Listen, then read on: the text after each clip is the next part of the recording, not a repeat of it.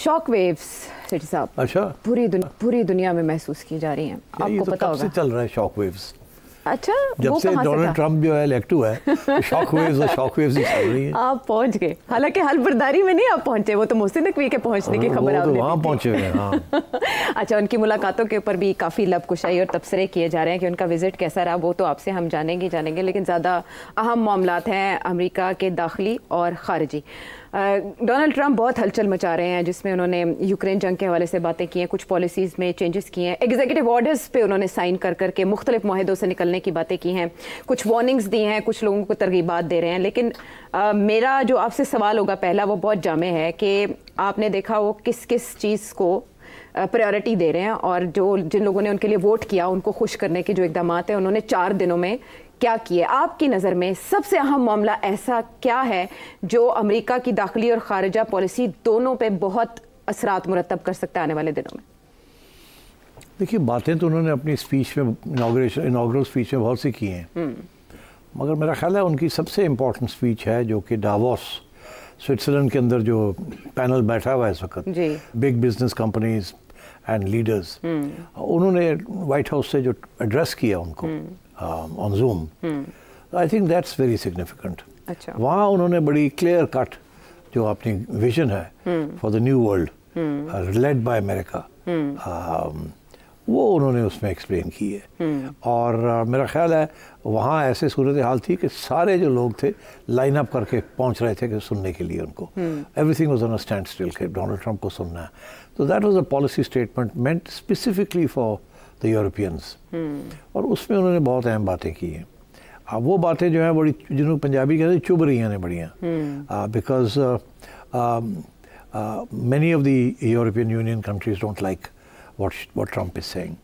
अब आप चाहें तो इसके ऊपर आगे बहस हो सकती है, मगर मोटी मोटी बात यह है कि ट्रंप ये कह रहा है कि आप कम से कम अपना 5% हिस्सा ग्रॉस डोमेस्टिक प्रोडक्ट का जो आपकी आमदनी है वो आप अपनी डिफेंस पे खर्च करें। सारी यूरोपियन कंट्रीज़ को ये कह रहा है। अच्छा। वो कह रहा है कि हम बहुत पैसे देते हैं आपको आपकी डिफेंस के लिए, हमें उससे कुछ नहीं मिलता, और वो हमारी डिफेंस नहीं है, वो आपकी डिफेंस है, तो इसलिए आप अपनी डिफेंस के लिए पैसे और खर्च करें। अब जो कमेंटेटर्स हैं वो ये कह रहे हैं कि ये 5% ऑफ GDP एक आध मुल्क तो कर लेगा, मगर बेशतर जो यूरोपियन इकोनॉमीज़ हैं वो नहीं अफोर्ड कर सकती कि अपनी डिफेंस के ऊपर इतना खर्च करें, तो इसलिए उनके लिए एक सीनेगा ये। एंड ट्रंप अगर यही धमकी रखेगा कि अगर आप 5% नहीं खर्च करेंगे तो देन हम नहीं खर्च करेंगे, तो फिर अपनी डिफेंस का अपना ख्याल करें। एक ये दिस इज़ बड़ी तकलीफ हो रही है उनको ये सुन के। दूसरी चीज़ ये कि रशिया के साथ मैं डील करूँगा, मेरे कोई असूल नहीं है, मेरी कोई आइडियोलॉजी नहीं है, I am a deal maker.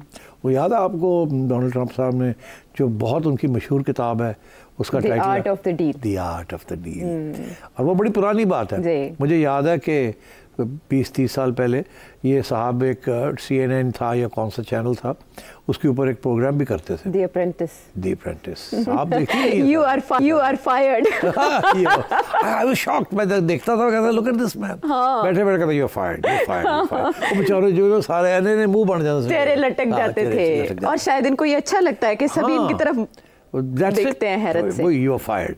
अच्छा, तो अब और तो वही डोनाल्ड ट्रंप है। हाँ। आते सार यू आर फायर्ड। उसने धमकी दी है कि कोई 50,000 से ज़्यादा जो अमेरिकन गवर्नमेंट के अंदर जो लोग ऑफिशियल्स हैं उनकी छुट्टी कराएगा और नए लोग अपॉइंट करेगा। हाँ। अब आमतौर पे ये होता है कि जो नए प्रेसिडेंट्स आते हैं वो सारी जो है एडमिनिस्ट्रेशन उसके नए अपने लोग लगाते हैं, मगर इतनी बड़ी तब्दीली कभी नहीं किसी ने थ्रेटन की, और उसने तो कह दिया कि सबकी छुट्टी हो जाएगी जो हमारी आइडियोलॉजी से मैच नहीं करता। डिफेंस, स्टेट डिपार्टमेंट, CIA, बड़ी फायरिंग्स, बड़े नाम हैं, बड़े नाम है, उसके अंदर लाइनें लगी हुई हैं, तो ये सब की हद से मगर सबसे इम्पोर्टेंट तो ये भी एक चीज़ चल रही है। दूसरी चीज़ उसने ये कहा है कि तेल की कीमत को गिराएं। जी, ये वो कह रहे फैक्टर है जो रशिया यूक्रेन जंग खत्म कर सकता है। ये कैसे इसने ये बात कही है, इसके ऊपर थोड़ी सी तफ्तीश करनी पड़ेगी। कि सऊदी अरेबिया को कह रहा है जी, और एक तरफ ओपेक को कह रहा है कि आप तेल की कीमत गिराएं, और साथ ये भी कह रहा है कि हम अब पहले अमेरिकन पॉलिसी थी कि अमेरिका जो है वो ज़्यादा तेल, अपना तेल नहीं बाहर निकालता, वो उनको रिजर्व में रखा हुआ है और दुनिया से तेल खरीदता है और प्रेशर यही होता है कि वो कम रखे तेल की कीमत। मगर अब उसने ऑर्डर कर दिया है कि ऑयल एक्सप्लोरेशन और ऑयल कंपनीज और गैस कंपनीज, उनके ऊपर जो सारे रेगुलेशंस है ना कि इससे ज़्यादा नहीं प्रोड्यूस कर सकते, इससे ज़्यादा नहीं निकाल सकते, उसे खुली छुट्टी कहना मैं देनी है। निकालो जितना मर्जी तेल निकालते हो, हम कोई नहीं इंपोर्ट करेंगे, हम खुद ही अपना तेल इस्तेमाल करेंगे, देखा जाएगा 50 साल के बाद क्या होता है क्या नहीं होता। अभी मैंने अपना तेल, सस्ता तेल उठा के ले करना है और लोगों को, और इन्फ्लेशन जो है महंगाई कम करनी है और अपनी स्टैंडर्ड ऑफ लिविंग को रेज़ करना है और हमने अपनी इंपोर्ट्स जो है उसको कम करना है ताकि जो हमने पैसे लोगों के देने हैं वो कम हो एंड सो ऑन। तो मतलब बड़ी रेडिकल किस्म की बातें हैं। डोमेस्टिक इकोनॉमी के बारे में भी कह रहा है, टैक्सेस कहता है मैं कम करूंगा, और जाहिर है अब सारे वहाँ यहाँ शोर पड़ा हुआ है, टैक्स बढ़ रहा है और वहाँ वो कहता है मैंने तो टैक्स कम कर देना है। और हमें वैसे भी अमेरिका में इतना हाई टैक्स नहीं है जितना यूरोप में है या जितना यूके में है। American taxes are lower than that, कहता है मैंने इससे भी कम कर देने हैं टैक्सेस। तो मतलब है, और फिर फाइनली ऑफ कोर्स वो ये धमकी दे रहा है सबको, चाइना को भी दे रहा है, कनाडा को भी दे रहा है, मेक्सिको भी को दे रहा है, इंडिया को भी दे रहा है, यूरोप को भी दे रहा है कि देखिए आप लोग सारा माल अपना बना के हमें एक्सपोर्ट कर देते हैं और हमसे फिर किराया हम उधार, हमें फिर आपके पैसे देने होते हैं और दिस विल नॉट वर्क। आप अगर चाहते हैं कि अपनी एक्सपोर्ट्स करें टू अमेरिका तो फिर आप पैसे लेके आए, अमेरिका के अंदर इन्वेस्टमेंट करें और जो और मैन्युफैक्चरिंग इंडस्ट्री को फिर बहाल करें। अच्छा। और नहीं तो फिर ठीक है, हम आपके जो इंपोर्ट्स हैं उसके ऊपर टैक्स लगा देते हैं और उसके साथ आपका नुकसान होगा, मगर कम से कम फिर हम जो प्रोड्यूस, जो डोमेस्टिक इंडस्ट्री जो है हमारी, वो वहाँ फिर ज़्यादा कम्पिटिटिव हो जाएगी। जाहिर है कि अगर एक ये चीज़ है आ रही है चाइना से आ रही है, ये 100 रुपये की है, इसको 125 रुपये की हो जाएगी अमेरिका में, तो फिर एक तो ये इसकी डिमांड कम हो जाएगी। दूसरा ये है कि जो अमेरिकन मैन्युफैक्चरर्स हैं जो इस वक्त चाइना के साथ कम्पीट नहीं कर सकते क्योंकि उनकी कीमत 115 रुपये है, तो वो भी फिर मार्केट में आ जाएंगे, वो प्रोडक्शन शुरू हो जाएगी अमेरिका में भी। तो वो ये कह रहे हैं, इस किस्म की वो पॉलिसीज़ की बात कर रहा है और मेरा ख्याल है सारे ही हिल गए हैं इससे, बिल्कुल सब हिल गए। और रशिया को भी नहीं समझ आ रही कि अब हमारे साथ क्या डील करेगा वो। हाँ। और वो धमकियां दे रहा है कि मैं आ रहा हूँ डील करने तुम्हारे साथ। उधर यूरोप को कह रहा है कि तुम्हारी सिक्योरिटी अपनी सिक्योरिटी है, करो जो करना, नहीं तो मैं जा रहे हैं। उधर यूरोपियंस के आपस में लड़ाई झगड़े शुरू हो गए हैं।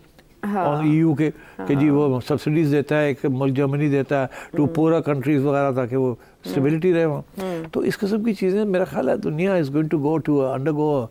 एंड फाइनली ऑफ कोर्स उसने जो सारा ड्रामा किया हुआ है कि कनाडा भी मैंने लेना है, ग्रीनलैंड भी मैंने लेना है, मेक्सिको को भी मैंने ठीक कर देना है, नाम चेंज कर देना है, 11 मिलियन लोगों को मैंने डिपोर्ट कर देना है जो इलीगल है अफगानिस्तान, अफगान इमिग्रेंट्स के हवाले से। और अफगान इमिग्रेंट्स को 25,000 बेचारे यहाँ फंसे हुए हैं जिन्होंने जाना है, जिनके साथ वादा किया था कि ये अफगान वो हैं जो कि अमेरिकन के लिए काम करते थे और वहाँ अफगानिस्तान में अब नहीं रह सकते और यहाँ आके उनको पनाह मिली हुई है, उनके कागजात तैयार हो रहे हैं। आखिरी वक्त पे कोई 2,000 लोग जिन्होंने, आजकल में जाना था, टिकट्स बुक थी, सीट्स बुक थी, सीट्स कैंसिल हो गई हैं और फिर पता नहीं है वहाँ क्या होगा क्या नहीं होगा।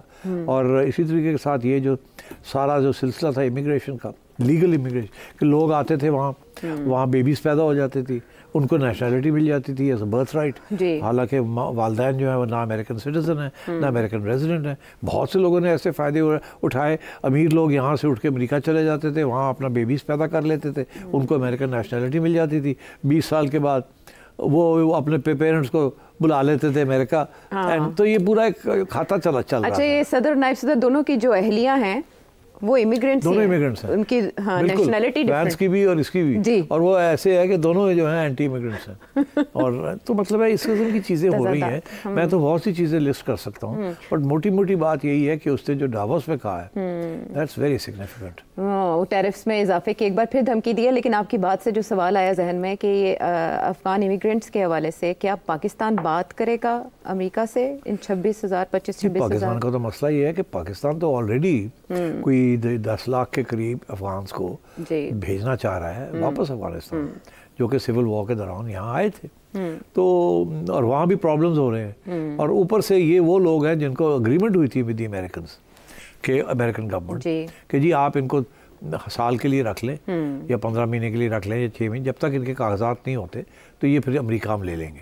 अब उनका भी रास्ते रुक गए हैं, तो वो भी यहाँ फंसे हुए हैं। और जाहिर है ये बोझ हमारे पे ही है और किस पे है, क्योंकि हम भी तो सब्सिडाइज कर रहे हैं ना उनकी रिहाइश यहाँ। कुछ लोग तो अपने वालिदैन या अपने रिश्तेदारों के साथ यहाँ ठहरे हुए हैं, पर बहुत से लोग ऐसे हैं जिनको फिर कोई ना कोई सब्सिडी मिल रही है फ्रॉम आवर इकोनॉमिक सिस्टम।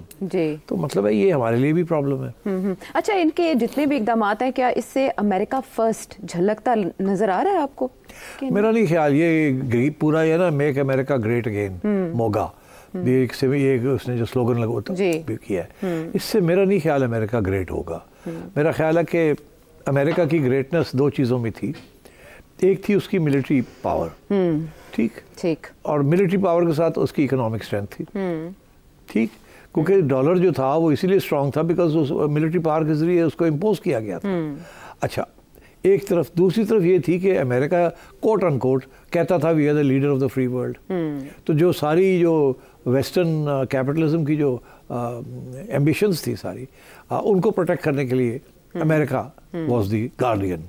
और उस गार्डियन के लिए इंटरनेशनल इंस्टीट्यूशंस बनाई गई थी, जैसी IMF है, वर्ल्ड बैंक है, health organization and so on, बहुत सी इंटरनेशनल, और UN फॉर एग्जांपल सबसे बड़ा supporter of all these international organizations, जिसे आप वो कहते हैं new rules based order, new rules based order, उसका डिफेंस तो अमेरिका करता था। अब अगर अमेरिका ने उधर से पीछे हट जाना है तो एक किस्म की आइसोलेशन में जा रहा है अमेरिका, और बाकी जो दुनिया है जो कि डिपेंडेंट है ऑन अमेरिका, उनका क्या होगा?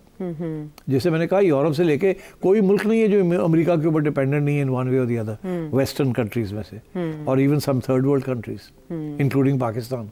तो अगर उसने अपना हाथ उठा लिया तो फिर ये इनका क्या होगा? तो एक किस्म का नया केओस ना इमर्ज कर जाए इन द इंटरनेशनल ऑर्डर। ये रूल्स बेस्ड ऑर्डर से rules based disorder, non rules based disorder ना बन जाए। एंड तो अभी इब्तदा है, पता नहीं कितनी चीज़ें ये करेगा, या कितनी धमकी है और डील्स करेगा, या एक्चुअली यूनिलैटरली पुल आउट कर लेगा, वी डोंट नो। बट क्योंकि वो बड़ा ट्रांजैक्शनल बंदा है, हर बात उसके लिए डील होती है, हर बात वो डील करता है। तो कुछ लेन देन हो जाए तो ख़त्म हो बात। तो अगर तो उसने लेन देन वाली बात की और लोगों ने कहा चलो जी ठीक है मुकमुका करो, तो फिर तो रूल्स बेस्ड ऑर्डर जो है थोड़ी सी अमेंडमेंट के साथ चल सकता है। मगर अगर लोगों ने रेजिस्ट किया और इसने कहा नहीं मेरी डील एक्सेप्ट करो, नहीं तो मैं नहीं करता, जिसे डील नहीं कहा जा सकता, किसी वन साइडेड यूनिलैटरल किस्म की यूनिलैटरलिज्म कहा जा सकता, तो फिर क्या होगा? तो अभी भी इट्स वेरी अनक्लियर कि कितनी बातें इसने ड्रामा के लिए की हैं, धमकी के लिए की हैं, इसकी एम्स ऑब्जेक्टिव्स वही हैं जो ये कह रहा है या उससे कम है, और ये ज़्यादा पुश कर रहा है ताकि वो अपने जो मिनिमम एजेंडा है वो अचीव कर ले। वी डोंट नो, मगर हिल गया सारा, अमेरिका भी हिल गया, दुनिया भी हिल गई है। अच्छा, तो सिट साहब ये तो दुनिया की बड़ी जमहूरियत का दावेदार है ये मुल्क, और आपने बताया इसकी पावर के इन दो फैक्टर्स के अंदर थी। एग्जीक्यूटिव ऑर्डर के ज़रिए आगे बढ़ने का क्या मतलब है, और जवाब में 22 रियासतों का भी कोर्ट में जाना और चैलेंज करना इन एग्जीक्यूटिव ऑर्डर्स को, क्या अदालतें रस्ते में खड़ी होंगी, रुकावटें क्या आएंगी, वो शहरियत का हक हो या इमिग्रेंट्स के मामलात? नहीं, देखिए सवाए एक आध के जिसका कॉन्स्टिट्यूशनल इशू बन जाता है, बाकी तो executive orders are not constitutional issues. तो कॉन्स्टिट्यूशनल इशू तो ये वाला है फॉर एग्जांपल कि जी जो बंदा अमेरिका में पैदा होता है वो बाय बर्थ राइट उसकी सिटीजनशिप, इसके ऊपर तारीख के अंदर अमेरिका के अंदर काफ़ी डिबेट के बाद ये कॉन्स्टिट्यूशन के अंदर इसको बनाया गया था, क्योंकि एक वक्त था जबकि वो समय कहते थे कि जो ब्लैक्स हैं वो उनको ये नहीं मिलेगी, उनके ना बेटों को मिलेगी ना बच्चियों को मिलेगी।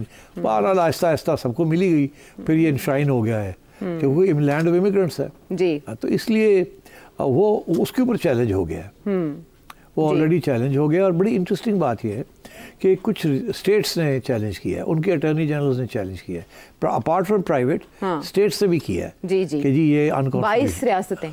अब आप सोचिए, तो दिस मेरा ख्याल है ये स्ट्राइक डाउन हो जाएगा, आई थिंक ये स्ट्राइक डाउन हो जाएगा, ये नहीं चलेगा, बिकॉज ये तो बड़ा फंडामेंटल है टू द अमेरिकन कॉन्स्टिट्यूशन। मगर अब बात ये है कि जुडिशरी भी वहाँ उन्होंने पैक की हुई है विद रिपब्लिकन जजेस, अब कैसे ये वर्कआउट करता है we don't know, it's again open question.